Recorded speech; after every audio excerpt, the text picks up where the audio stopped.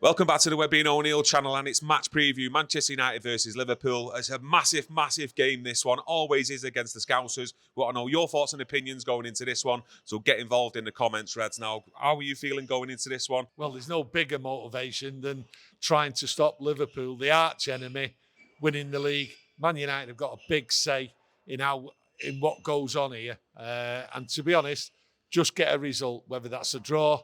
Love a win, absolutely be over the moon with a win. But it's all about stopping Liverpool. Man United, as far as I'm concerned, way out of the league, got nothing to play for, Champions League or anything like that, just an FA Cup. So it's all down to this game. Got to stop Liverpool. Erik Ten Hag believes after the defeat against Chelsea, the players are mad, they're angry, and the players can use that pain going into the Liverpool game. Use that pain. Listen, going into the Liverpool game, the fans will demand from the players that they perform. It's Liverpool. No one should be told how to get up for this game. They should automatically know.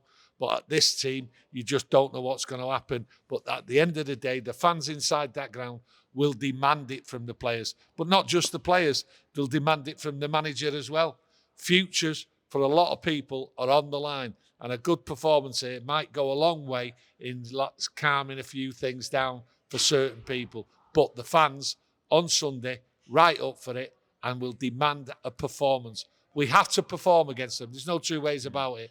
The other night, very disappointing, the way it ended and everything. So at the end of the day, let's fight back here. And there's nothing better than playing the Scousers. Yeah, he did reiterate the actual rivalry between Manchester United and Liverpool, Ten Hag, in his press conference.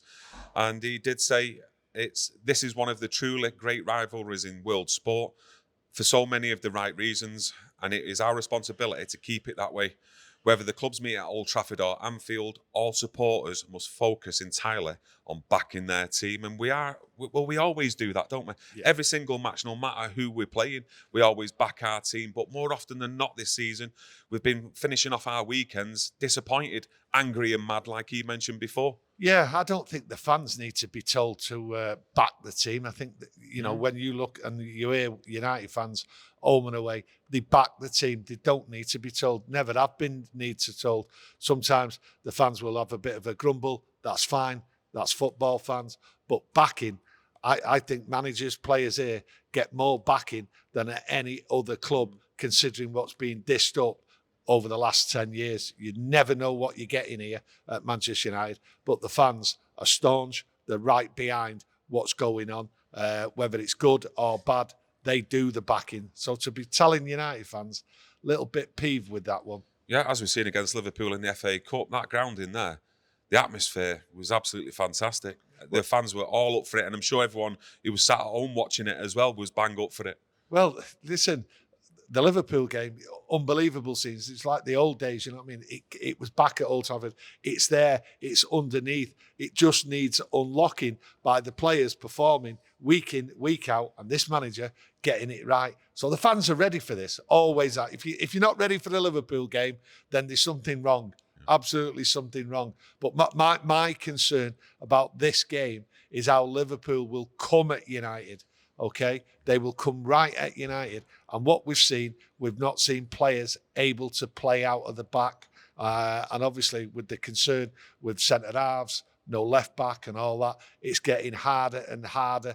And I looked the other night, I just seen Kobe Mainoo get the ball once, but every time they tried to play out, they ended up just booting it long.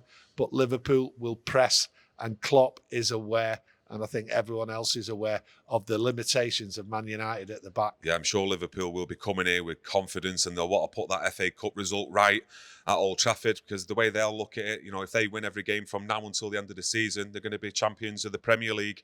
And, you mentioned injuries there. Will Erik Ten Hag opt to change it tactically? Like we have seen away to Liverpool at Anfield in December, and also when we played Manchester City recently at their ground. I don't think he'll change it tactically. He just sticks to it. He's stubborn. And I don't think he's got the personnel to change it. So it's just all the same week in, week out. Sometimes it works, sometimes it doesn't. It's a Jekyll and Hyde team. We've seen that. But the tactics will stay exactly the same. Do you not think we can try and then, try and pack that midfield area? We have got Amrabat, who's, who's been on the bench recently. He's not been opted to use him, Erik Ten Hag. But do you think we need that extra midfielder in there against, a very, very good Liverpool team with the likes of Slobozai and McAllister in midfield, just to try and take it to Liverpool in a way? We've needed an extra midfield player in there for 18 months, but he won't do that. He will not do that. I can't see him doing that. You let me know out there if you think, but I just can't see him doing that. And when you look at Liverpool coming to United won't change the tactics. And you say Liverpool, I'll be looking forward to this. I think Liverpool fans and Klopp will be wary of coming to Old Trafford. That ground is going to be electric. They're going to get up on. They're going to get up, back the team. This could be the one defining moment for the rest of the season to get through it. Do you know what I mean? So I think everyone will be up for it. But the actual win for Liverpool here at Old Trafford, the momentum, the confidence that would give him, you would then you'd probably expect him to go on and win every game what they've got left remaining in the Premier League, because the confidence here to win at Old Trafford, what it'll give him. Not just the club, the fans as well, the manager, the players. Well, you've got to look at Liverpool, and you can't doubt what's happening there. They are capable of going on a run, winning every game. There's no two ways about that. Klopp complains, it's in his head about dropping the 2 points against United. And if they win at United, you can't see them not going on this run. They are capable of winning every game. And then you look at Liverpool to Man United. Man United have suffered terrible injuries. But the thing is, Liverpool have suffered terrible injuries this year, but look what they've achieved. And you can't take it away. Can't take it away from Liverpool, even though there are arch enemies, right? You have to concede. They have overcome everything what's gone on. I mean, Salah went to the African Nations, or I think it was the Asia Cup or something, right? So they've lost players, whether it's going away or injuries and everything, but they have maintained a level, and that level is dangerous. So obviously we'll be wary of him, but the crowd will back. I don't think they will come fully committed, fully confident. They will be wary. That's how it's Old Trafford. It's the fans, it's the crowd. They'll get behind United, and the players, I think, the players should be up for it, right? And everyone will demand top class performances for 90 minutes. Will we get it? Let's wait and see. The other night there, Maguire, he had 3 centre-halves in a 90-minute game, different partners. It's in disarray. Can this team produce and get over the line against Liverpool? It's going to be hard. Very, very little recovery time from being in London on Thursday night. What will they do? Just meet up for a few hours on Saturday? That's it. Would you be actually tempted as well? I mentioned Amrabat before coming into midfield, but Mason Mount, the last couple of games, he's been available. Come on against Brentford, scored. Come on late on against Chelsea as well. Should this be the third game where he actually starts this game?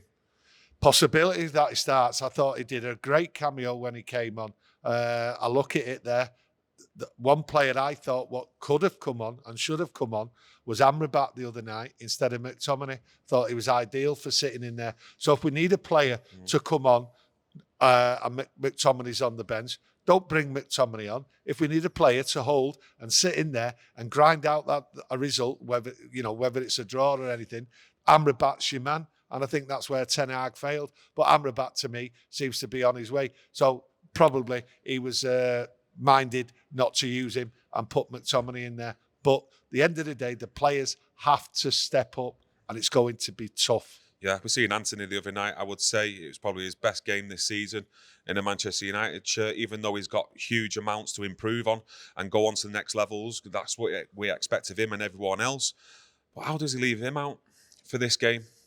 But there's players all over the place. What you think? How does he leave him out? That player's playing poorly, or this situation's not happening. They're not linking up together and all that. So and so should be in there. I'm absolutely baffled at times why players aren't on the pitch, why players are on the pitch, what the tactics are. You mean the decisions from the manager and who he's selecting from the start, and then his man management with bringing substitutions on? Yeah, I am. But the thing is, Ten Hag is stuck to his ways, and it seems like Ratcliffe and everybody else are quite happy and confident that this is the way to go forward. We're in a difficult time a really, really difficult time. And I just hope that we can get over this game and get out of it, and then just look to the future, and then wind down till the end of the season, but put in decent performances, because I don't think after this game you're going to get many decent performances. Yeah, I'd love to see either Rafael Varane or Johnny Evans fit for this game, just to add a little bit of experience, which is going to be needed, Yes. especially in that defence where you've got a couple of players who can see everything that's going on the pitch. Because if you look at it and they're not available, you're going to have Cambuala, a young kid again, inexperienced in the Premier League. You've also got Kobbie Mainoo there as well, finding his feet, still plenty to learn in the game. So, there's a lot of inexperience there as well against a very, very good Liverpool team. I look at Cambuala and I think to myself, hey, look, this is your moment. This could be your moment. Playing against Liverpool, you've come on. I thought you did all right when he came on against Chelsea. You've got to remember the tempo of the game and what was going on, right? This could be his moment. And for a young player to get his chance against Liverpool, right? And if he takes it, I absolutely hold my hands up to him, because this is going to be a cauldron of noise, cauldron of pressure. This kid is up right against it and attacking Liverpool side, who are going to come at United and try and put the ball in the net as many times as possible. And Cambuala, this could be his moment in time at Manchester United. Absolutely looking forward to how he performs and the battle he does. Yeah, it'll be interesting to see the front three that he picks, if he does keep with Garnacho and Antony on either side with Højlund up front. But, if Antony doesn't start, there's going to be him and Mason Mount possibly on the bench, to try and affect the game if needs be. Well, this is the conundrum. Who's going to start up front? Obviously, Højlund will start up front, the number 9. Who plays on the right? Who plays on the left? To me, and I think most people who are going to be watching the game will want Antony and Garnacho on, especially after their performance the other night against Chelsea. They did well. Didn't do everything right, but at the end of the day, they were much improved performances than what we've seen previously. Yeah. And then you've got to look at, well, if one of them's coming out, are you going to put Rashford in? To me, I can't see how Rashford can start the game. Yeah. I don't think he's played well. Lots of other people don't think he's played well. So for me, it has to be Antony and Garnacho and Højlund up front. I can't see it any other way. Yeah, he did say before the Chelsea game, didn't he, Ten Hag, that he dropped Rashford for some rotation to freshen up the squad with the mind going into this Liverpool game. So, from Erik Ten Hag's point of view, it's more than likely Rashford will start, but it's going to be a big decision then to leave either Antony or Garnacho out. But, let us know what you think out there. Just to add before we go as well, we've seen against Chelsea, he swapped it with Delo and Wan-Bissaka from right back to left back, with Delo playing left back this time. Would you change it back to Wan-Bissaka up against Salah again, or would you keep it the way it is with Delo on the left, Wan-Bissaka right? Wan-Bissaka with against Salah, quite right. I think that's the way to go. But at the end of the day, I've looked at Delo playing left back, playing right back, same with Wan-Bissaka, and it's like they have a good game in that position, and then they have a little bit of an iffy game the next. They're not left backs. Yeah. So to me, it doesn't really matter whether it's Delo or Wan-Bissaka. They both know the pressure they're under, and they've just got to do the best. And you can't criticise them being pushed into a left back position. Yeah, totally agree. Anything to add before we go? No, the nerves, they're in there. Got to win. I mean, it's going to be an absolutely terrible, terrible 7 or 8 days we've had with the Brentford game, with the Chelsea game, if this goes pear-shaped. So fingers crossed, going to get in there. I'm actually going to go for a 1-1 draw in this. That's how I see it. That's what I'm hoping for. And I'm going to be praying. I just want my weekend to end on a satisfactory note, because last weekend and this week has been absolutely terrible. Yeah, I totally agree with that. I'm going to jump right on board with it. Let's hope, the performance, and then we finish off on the weekend, with a little bit of a smile on our faces. Do you know what I mean? So let's hope we get a good game. Let's hope we get a good performance and a result from Manchester United. If you've liked today's video, please leave a like on it. Help support the channel. And most of all, get your comments in, because we want to know your opinions going into the game. Much love from us. Enjoy the rest of your weekend, Reds. And we'll see you again after the game on Sunday. Take care. Thank you.